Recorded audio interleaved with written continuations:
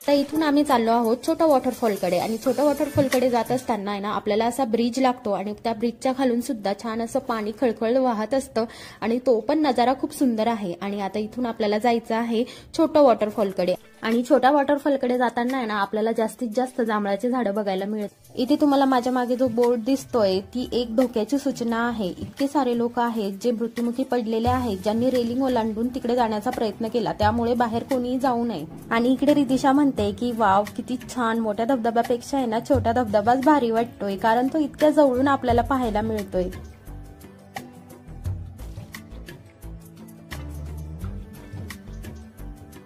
Waterfall जवळून बघण्याचा आनंद काही वेगळाच, म्हणजे लांबून हाच वॉटरफॉल आपल्याला दिसत होता आणि आता तो आपण जवळून बघतोय। इथे मुलं पण किती छान मस्ती करतायत आणि ह्याच वॉटरफॉलच्या साईडला आहे ना एक गुफा आहे, पण ती आता बंद ठेवण्यात आलेली आहे।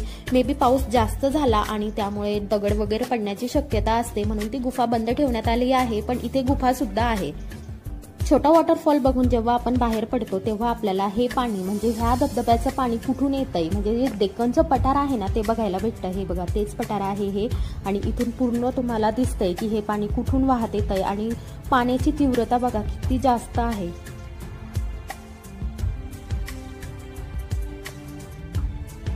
आणि हाच तो छोटा वॉटरफॉल आहे जो आता जस्ट आपण बघितला, म्हणजे आपण तिथे खाली होतो बघा, तिथे लोक दिसतायत, तिथून आपण हा वॉटरफॉल बघत होतो।